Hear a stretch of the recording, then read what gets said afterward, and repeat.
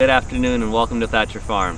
My name is Seth Schaefer. I am the farm manager here at Southern Adventist University. And joining me this afternoon is one of my workers and students, Matthew Gorton. And Matthew is going to be doing part of this tour a little bit later on, so you'll get to hear from him also about his experiences here working on the farm and the different jobs that he has to do, as well as his experience taking the sustainable agriculture class, which I will be talking about here in just a little bit. So the purpose of Thatcher Farm is to be basically the lab experience for the sustainable agriculture class. The sustainable agriculture class is housed with the history and political studies department. Now, I know a lot of you are probably like, what does history and agriculture have to do? I'm so glad you asked that question. So the Sustainable Agriculture class is part of the International Development major and minor that the History Department has. So basically, the reason agriculture is included in International Development is if students are taking this major and they're planning to work for ADRA or maybe another NGO or the government in some country, maybe it's a third world country or just any other country in the world, yes, you need to know how to write grants and how to interact with the locals and deal with local customs, but you also need to know how do you grow food, how do you get food to grow in whatever environment you're in. The good thing about growing food and agriculture is if you know the basic principles, you can grow food wherever you're at. Yes, the climate's changed, the weather, the temperature, all those things play a factor, but the basic principles, good soil management, tending to your crops, keeping the weeds at bay, none of that changes no matter where you're at in the world. So the way the class is structured is one day a week we are in the class and we're doing a lecture. Maybe I'm teaching, maybe I bring in a guest speaker. Maybe we're doing, like we did this past Monday, we're doing presentations where the students pick a project or come up with a project that they think would be a good fit within agriculture or international development, and they present on that project. So that's a little bit of a synopsis of what goes on with the in-class portion. So now we have the lab portion, which you can see the farm spread out behind me. So with the lab portion, the actual farm work, you can learn everything you need to learn about agriculture in textbooks, in how-to manuals, if you want to call them that, written by other farmers that have come before us and done the work. But that's all your theory, that's all your practical knowledge, unless you're actually getting out into the farm or into a garden and getting your hands dirty, literally. There's no way that you can actually test these theories and put the theoretical knowledge into practical practice. And so that's what the students do here. We come out, and at the beginning of the school year, it's usually late to mid-August. So we are usually in the middle of summer production. We've got, the peppers, the tomatoes, the eggplant, all those different crops are growing and producing, but that is a period of transition because we know that fall is coming. It's October now, and summer crops, they don't really do well in cold weather. So we have to be constantly planning ahead for the next season. Okay, what crops do we need to start in the blazing heat of summer so that when it's cooler, like it is right now, those crops will be ready for harvest. So it's showing the students, here's how you start seeds, here's how you transplant out into the field, here's how you prepare the soil and prepare the beds for planting. What soil amendments do we need? And soil amendments are basically, I tell my students, farming or gardening, it's like a bank transaction. If all you do is take money out of your bank account, pretty soon you're going to have a zero balance, and nobody likes to see that. The same thing is true with agriculture. If all we do is plant, harvest, and repeat, and we don't give back to the soil, pretty soon we're going to be in an icky situation as far as our crop yields are concerned. So we have to be adding compost, fertilizer, and different amendments like that to build up the soil fertility that our plants are taking out. So After the planting and the transplanting, yes, we have to cultivate and tend to our plants. So that usually means weeding. In the fall, it may mean tying up cucumbers or tomato plants in the latter part of the summer. And then comes the period of time where the period of time that everyone looks forward to, and that is the harvest season. So it's such a thrill for me, for my students, when we're out here and hey, the radishes are ready. So they get to go out and harvest the radishes. Now radishes is like, oh, that's a simple crop. Well, yes, it is a simple crop. But when you have been the one to till that ground, to run the seeder through there, and you plant the seed, you cultivate it, which means you weed it, and then you're finally able to harvest a radish that you planted by yourself, that is a really neat experience. And to see the joy and excitement in the students' faces, that's something you don't forget. So yeah, we've gone through planting and preparing the soil, the cultivation, the harvest, and that just goes throughout the entire semester. It's always a cycle on the farm. You're constantly looking ahead, you're constantly planning and preparing and looking and trying to work as closely as you can with nature. So at this point, I'd like you to come with me and we're going to give you a tour of the farm and the different crops that we have growing here. So we're going to walk down here, and I'm going to describe the different crops that we have growing in this first field here. So in these first two rows right here, we've got two different succession plantings of radishes. Now, for those of you who don't know what the word succession means, it means what comes after. So basically, you can see in this first row here, it kind of doesn't look like there's much there because that was our first planting of radishes, and we have been harvesting from those radishes for markets, for our CSA, which stands for Community Sustainable Agriculture. And that is basically where people, well, let me rephrase that. The farm puts out an advertisement to the community and says, hey, we have a ton of produce available. If you would like to purchase our produce on a weekly basis, we can put a box of produce together for you based on the time of year that it is.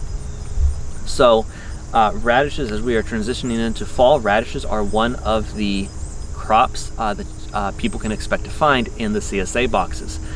Turnips, mustard, arugula, these are all different types of crops that you can expect to find in the fall.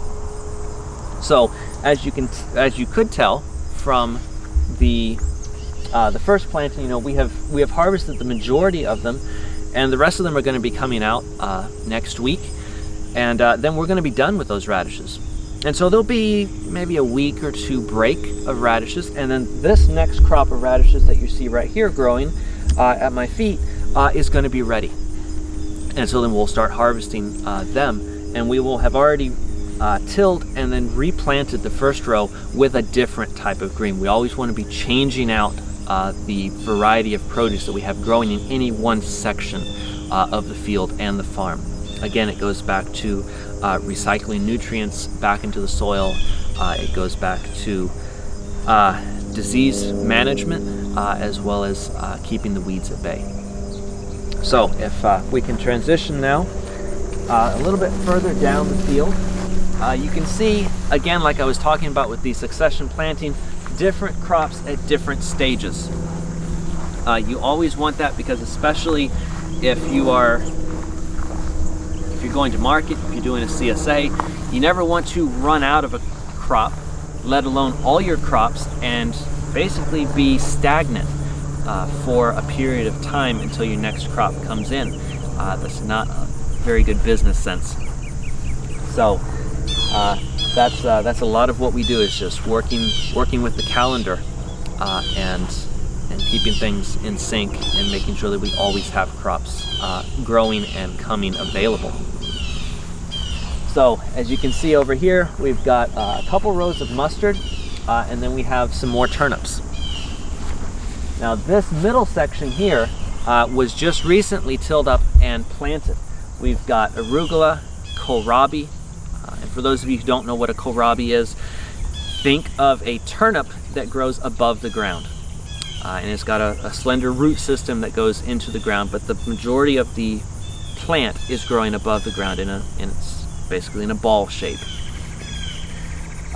We got arugula, more turnips, beets, and the third succession planting of radishes.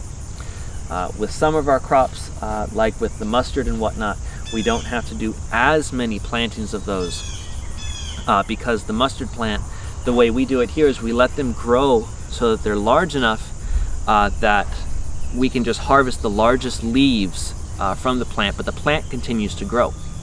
So at least for a portion of the fall, the plant is going to continue growing and we're going to continue harvesting it.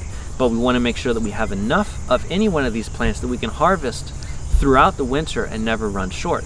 Come spring, the plants will bolt. That means they're going to be going to seed. And at that point, we will have to cut the plant, till it under, and then get ready to plant the spring or summer crops, as the case may be. All right, so we're going to come around here.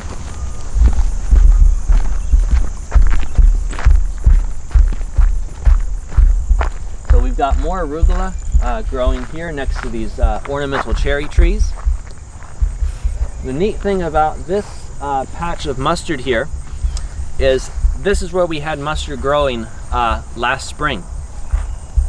The summertime came, so we basically had to destroy the existing mustard crop. It had gone to seed, and we planted onions as well as leeks in this section of the field behind me this past spring. And we harvested a very bountiful onion and leek harvest, and then we tilled it under, or not tilled it under, we tilled that section to get it ready for the next planting. And sometimes things don't go as planned on a farm. You run out of time, the weather doesn't cooperate, any number of things can happen. And so for this particular back section, it kind of got put on the back burner for a few weeks while we worked on different sections of the farm. We came back, and lo and behold, we have a very luscious mustard crop growing here. We didn't plant it. All we did was till the soil and get it ready for planting, but the seeds that had fallen from the existing mustard crop last year, they were still in the soil. They were lying dormant, waiting to be woken up. The tillage brought those seeds closer to the soil's surface. It rained, and they all germinated. So that's what I like. You get something for nothing. No work was done, really, outside of preparing the soil, and we're gonna have another bountiful mustard crop from last year's crop. So sometimes farming surprises you. We are in the process of getting these next 3 beds here ready for planting. As you can tell, the soil amendments have been added to this last bed here and partially done on the middle bed here. We are fortunate that we get what I term a leaf compost directly from Southern's landscaping department. I call it a leaf compost because it's fall. We are getting ready to see the leaves falling from the trees. So Southern's landscaping department goes around, they collect the leaves, they put them into one big pile, and over the winter and over time, if those leaves are not used for some immediate purpose, they begin to compost. And that compost becomes a very dark, sometimes almost black looking compost, which is wonderful because it contains a lot of nutrients for the soil. You don't really want to be feeding your plants, you want to be feeding the soil. And then the soil microorganisms will then feed your plants. So a lot of what we do here is just we got to continually focus and monitor our soil health and our soil quality, and that will yield good, healthy plants. So we add the compost to the soil, and we can do one of 2 things. We can either leave it on top, like if we're not going to plant into these beds immediately, that compost acts as armor for the soil. It's a barrier between the bare dirt and the wind and the rain, which can cause soil erosion. But now the soil is covered, it's got an armor, and that's not going to happen. So we can plant directly into the compost like it is, or we can bring our tractor and till the compost in and incorporate it into the soil if we're going to be planting immediately into it. And considering that our seed garlic is going to be arriving this week, yeah, we are going to be leaving the compost just sitting on top. We're going to plant the garlic directly into it, and then we are going to bury that garlic with about maybe 3 to 4 inches of leaf compost to give it fertility, as well as protect it as it begins to grow over the winter time. So yeah, that's everything that we have currently growing in this first field, and now we are going to transition into the tunnel and show you what we have growing in there. So welcome to our upper tunnel. It's our big greenhouse here, and we have a lot of things going on in the tunnel right now. If you look around here, we have a lot of sprouts growing. We plant them in here and allow them to sprout and get going, kind of extra protection here in the tunnel. As you see, we've just seeded these, and nothing's growing yet, but probably in a few days we'll see some sprouts coming up. But if you come back a little ways, we have a lot of things growing, leafy greens like kale and cabbage and lettuce, and all these are getting ready so we can take them out and direct plant them into the soil, so later on we'll have a bountiful crop. If you look over here, there is some kale that we've planted here and is beginning its process of growing. Hopefully it will do well over the course of the winter. Here we have, we've been growing for a while, some hot peppers.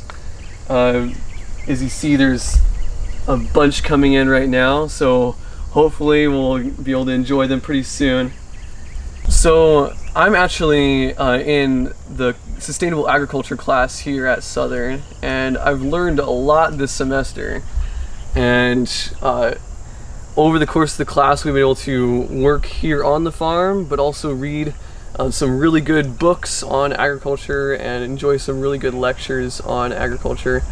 One of the parts of agriculture I never really thought about was the idea of a 4 seasons harvest, a constant like harvesting and then planting and then harvesting, always thinking about that next crop that's going to come. A lot of people think, okay, so you farm in like the spring, summer, and then come winter, you just like, hey, we'll just take a break and wait till spring. But just thinking about, okay, what kind of plants love the cold, what kind of plants love the hot weather, and how can we work with the environment to be able to grow food and be able to enjoy a wide variety of different wonderful things to eat. And I really love being able to work on the farm. Most classes I just go to lecture and read the books, do the work in class, but actually being able to be on the farm in like real life, be able to practice what I've been learning, makes it become real and become applicable to my life.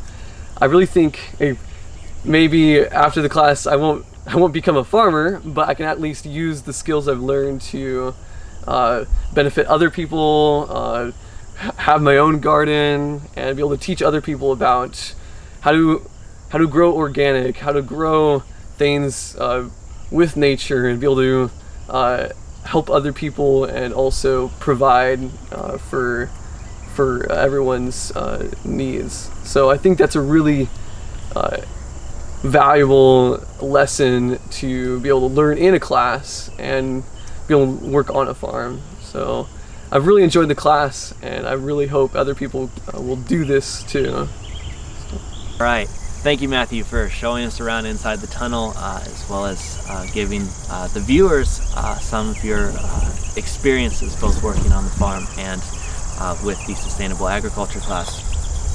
So in this last portion down here, I wanted to focus on a few different things.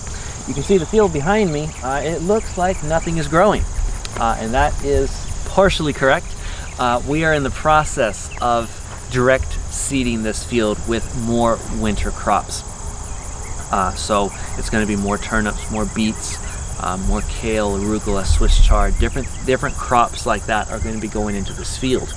And that is because, again, succession planting. As we have filled up our first field, we needed to have more space, and so we decided to take this field, which didn't really have a lot of production in it this summer. We gave it a little bit of a break. We decided to put it into service for our fall and winter production needs. So if you come back in the spring, and if you were to see this field, you would see it full of lush winter/early spring crops.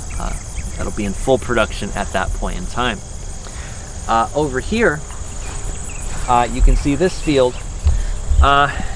It looks like the beginnings of a lawn have started to grow here.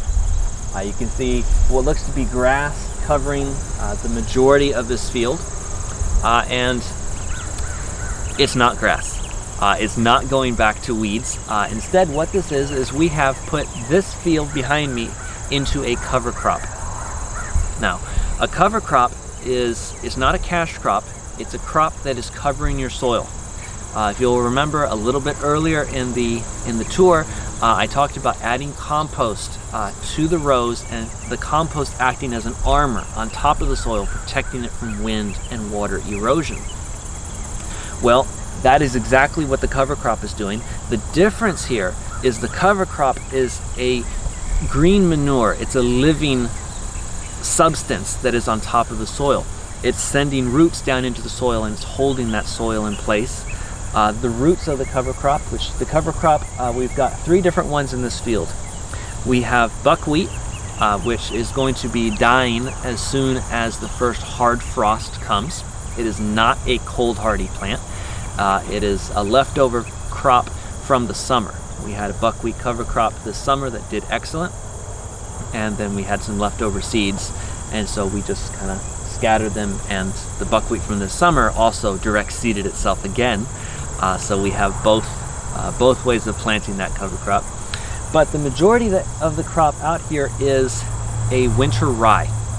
It is similar to a grass and the way that it grows, but its root system is very massive, and so it just tunnels into the soil and really holds the soil together. So and here in Tennessee, the wintertime, it's usually kind of cold, dreary, and very rainy at times. Well, as you probably have noticed, we are farming on a hillside. Not the most ideal place, but we make it work. One of the ways we do that is to make sure that our soil does not erode, it does not leave us, because the topsoil is where all the nutrients for the plants are. And so we put down a cover crop of basically a living armor on top of the soil, and its roots hold the soil in place, and they cover it. Give it a few more weeks, and it will look like a very thick lawn. It'll be about maybe 4 to 5 inches tall, and you will not be able to see the soil surface at all unless you get down on your hands and knees and you part that ryegrass apart, and then you'll be able to see it. But it's going to be a very good protection for the soil. And the neat thing about ryegrass is it is a fast grower.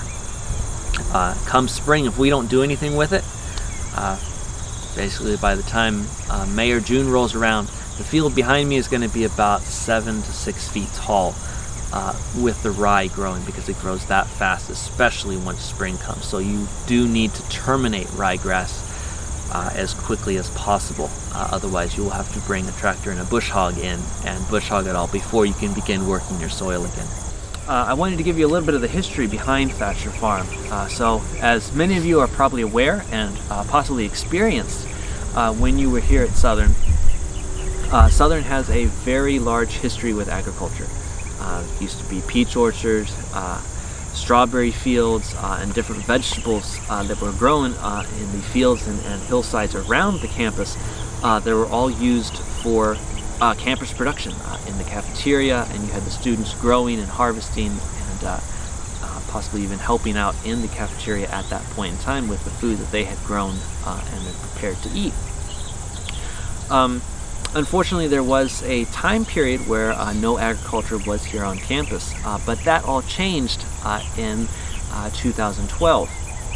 Mindy Ron, now Mindy Weigel, the history professor that started the international development major, restarted the farm. It was not on this location. It was at another site on campus, quite small, but we had a high tunnel and we had a few small fields surrounding the high tunnel. And I was actually a student at that time, and I was one of the students in the first agriculture class that was taught on campus for the first time in many years. And so I graduated from Southern, and a short period later, after I had received my master's in sustainable food systems, Mindy told me that she was going to be leaving campus, and the history department wanted to know if I would come back and teach the agriculture class, and by default take over management of Thatcher Farm. Obviously I said yes, very happily and very eagerly and willingly. And so ever since 2012 and then 2015, when I took over management of the farm has been a constant presence on campus. We began hiring workers almost as soon as I took over management of the farm, and the workers have been a very integral part of keeping the farm up and running. It provides them with jobs as well as experience, and while they may not become farmers, they may be here studying medicine, religion, nursing, social work. It gives them a practical knowledge base that they're able to take with them. And the really cool thing about being a professor is getting those emails, those phone calls, or video messages even from my former students that are now scattered all over the country, and some even across the world, showing me pictures of their little container gardens, or maybe their gardens in their backyards. I'm like, hey, you remember when we were in sustainable agriculture and you showed me blank? Well, here is blank in practice, in action, here at my home or at my workplace or whatnot. And it's a really cool feeling when you get to hear those messages and you're able to talk with those students again and see what's going on with them and their life at the current time. So thank you for joining us on this tour of Thatcher Farm, and I hope you've enjoyed the tour, and if you have any questions, feel free to reach out. Thank you.